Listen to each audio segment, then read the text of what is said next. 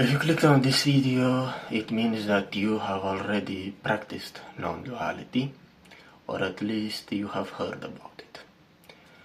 And that means that you are suffering, and you are very sensitive, and you've already come to a certain point in your life when you understand that everything or most of the things that we are told are not true, and you are all a bit crazy in the good way, in the sense that you don't buy what everything the culture,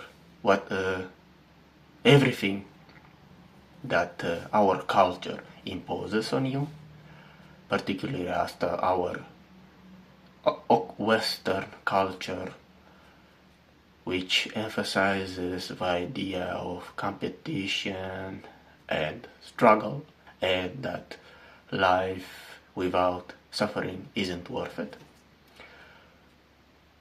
about which I should disagree. And so if you've stumbled upon this concept of non-duality,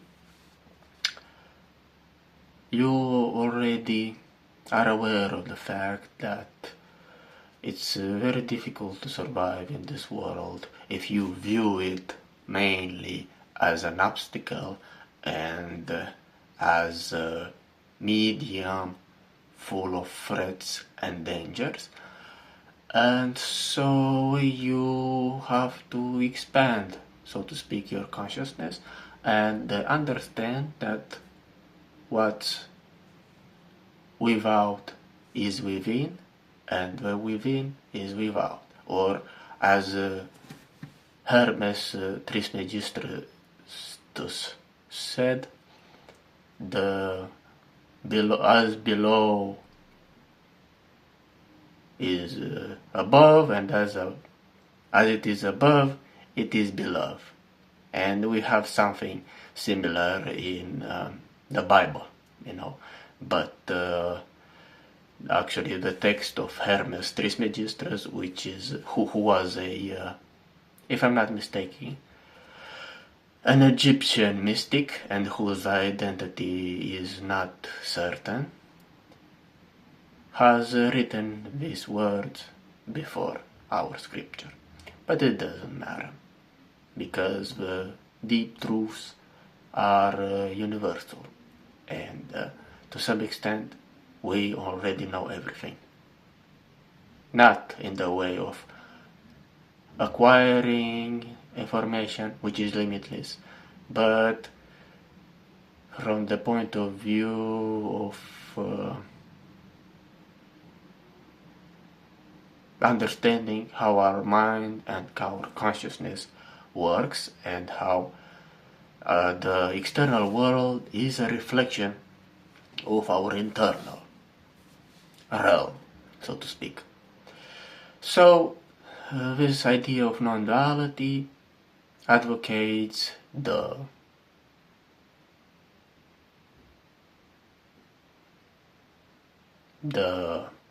surrender and the acceptance that you are part of the universe, and so everything will be okay, and you should learn how to let go. It is a Buddhist concept, as you might be perfectly aware, and or Buddhist, or in general Eastern philosophical idea, because our Western world is focused mainly on action and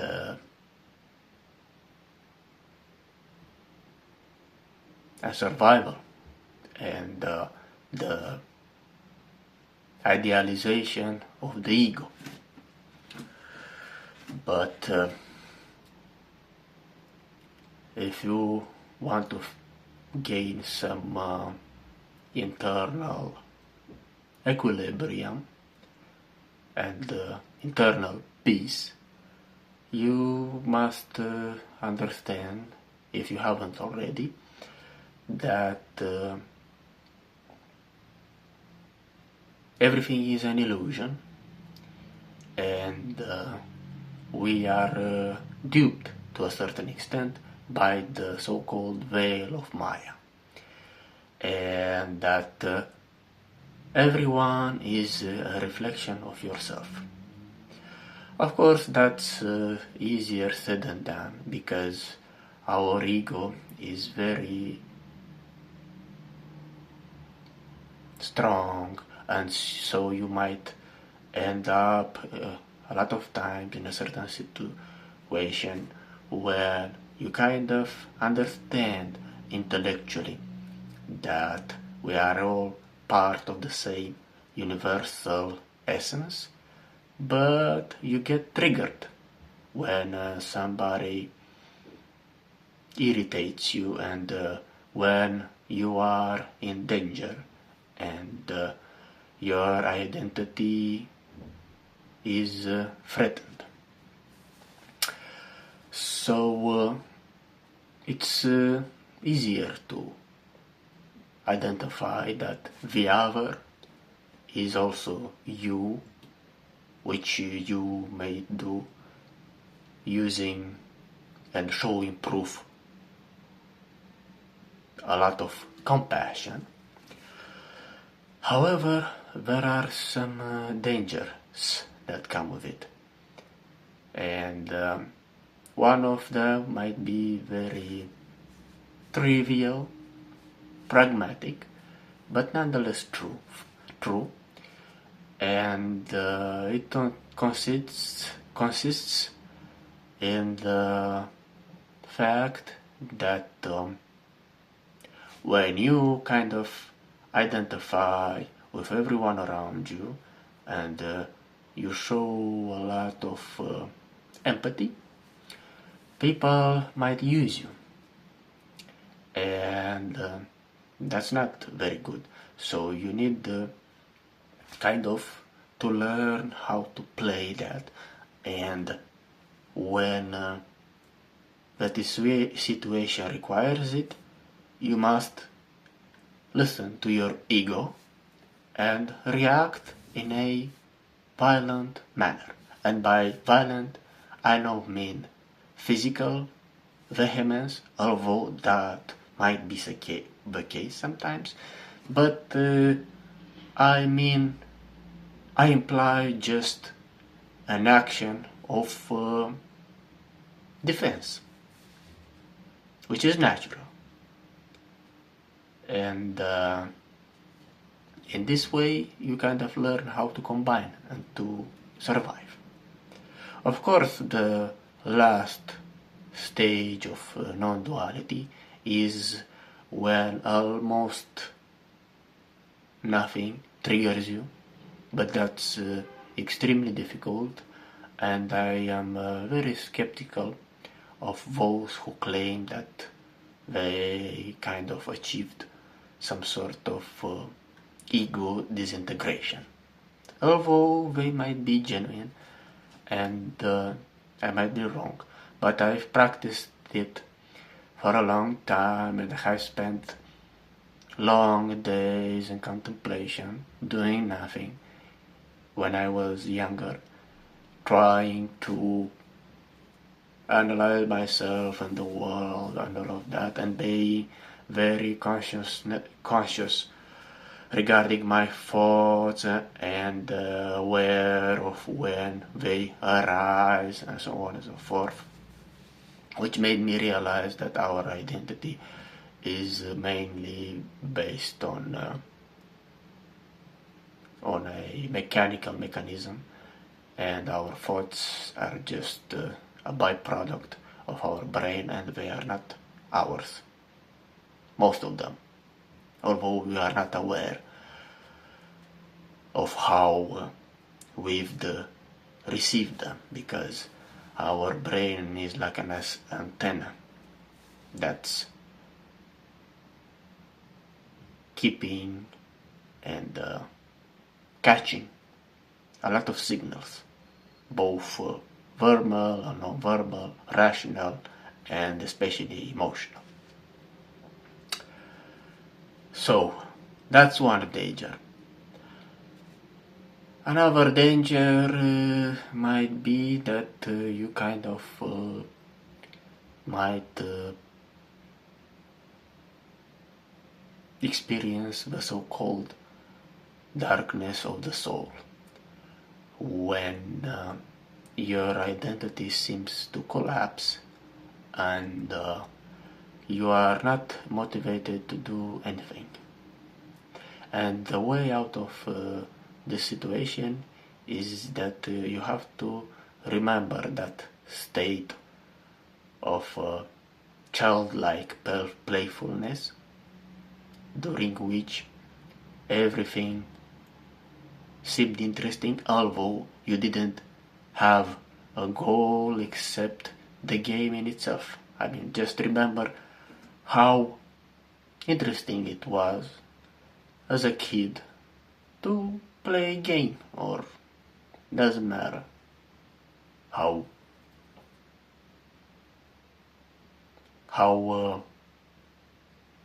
much you could have gained from it, but you were able just to enjoy the process in itself.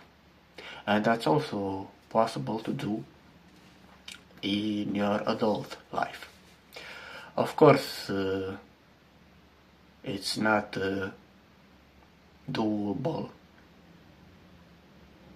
a lot of times, but you have more spare time at your disposal than you believe. So if you are aware of that, you can get out of this situation. So that's another danger. And what else? Another danger is that by doing this, you are just empowering your ego, and you might become infatuated with your so-called limitless compassion. And you have to be very conscious of that ego game, because at the end of the day, everything is a product of our identity mechanisms, which you shouldn't judge, and shouldn't be too hard on yourself when you catch yourself doing the same thing that you know it isn't true from a universal point of view, according to which everything is one. And you have to understand that if you manage to do it like 1 time out of 10, that's already perfect. You shouldn't treat it as an achievement. Maybe 1 time out of 20, because our mind is a product of millions of years of evolution. So it's extremely difficult to brush off all these mechanisms that help you survive, especially in the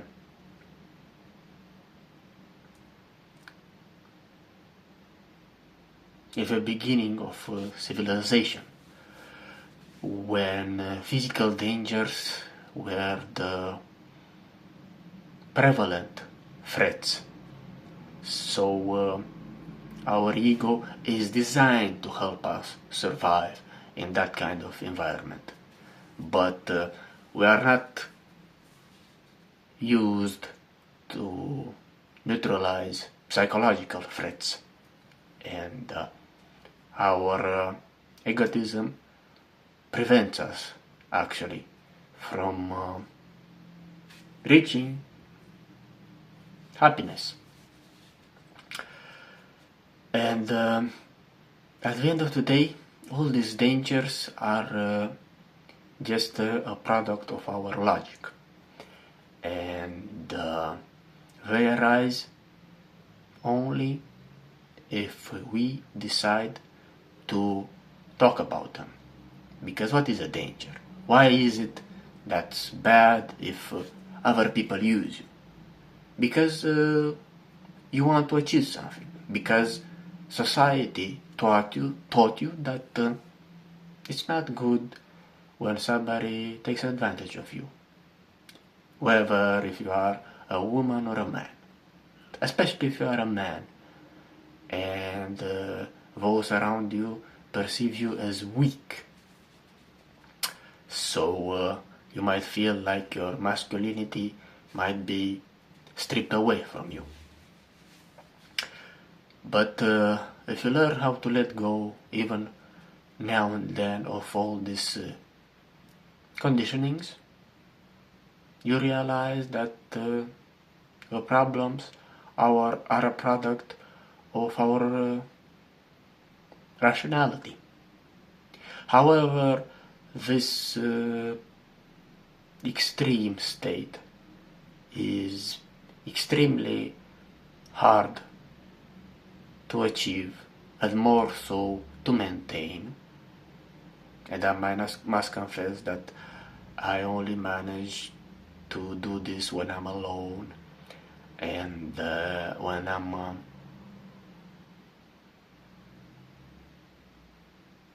very relaxed and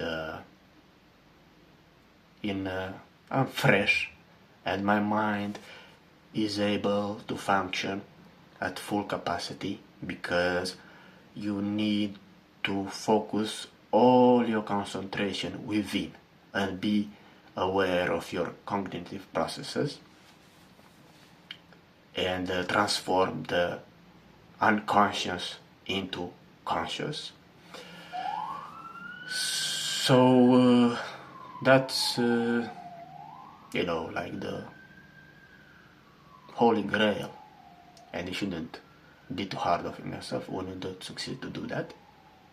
And I'm able to do it when I don't interact with people, because when I communicate and someone says something, and our life is a jungle, I get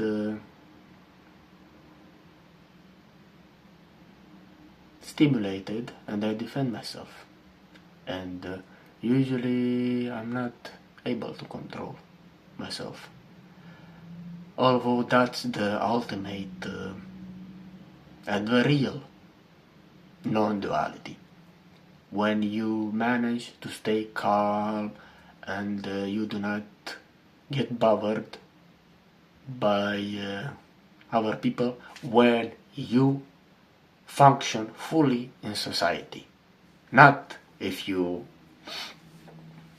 are secluded on the top of a mountain. That's an illusion. The only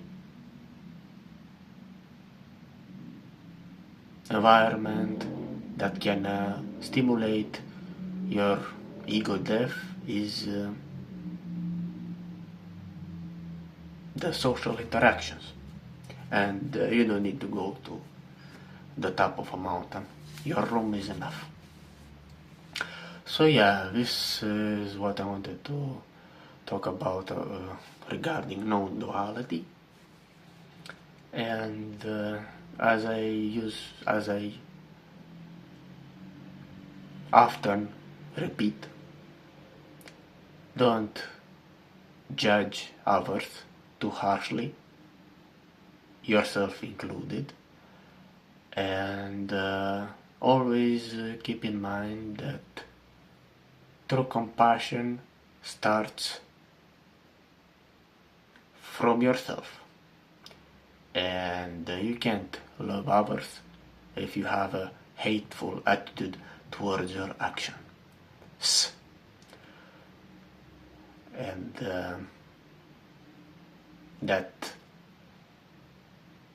you know, we are the way we are, and our thoughts are not just a product of our environment and education, but they are built in our DNA. Of course, not the abstract ideas, but our primary drives, our core emotions, they are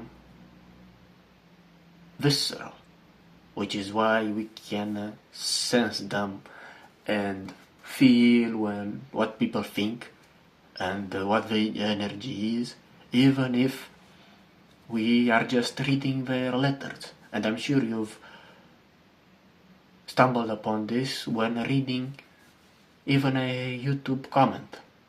When the person is genuinely interested in what you've said and they have an emotion, when you read their text, you can feel it.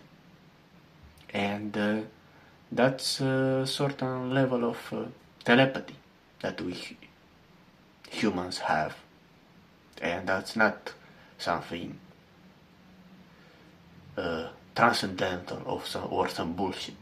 We can really feel, and our intuition is stronger than our mind. I'm not saying you can move objects with your thoughts, but when it comes to, our core tendencies, we are capable to grasp them on an intuitive level. Although our stream of consciousness kind of blocks that down, and we exacerbate the importance of logic. Although our intuition is also rational, if you think of it. But that's another topic, and I don't want to make this video too long.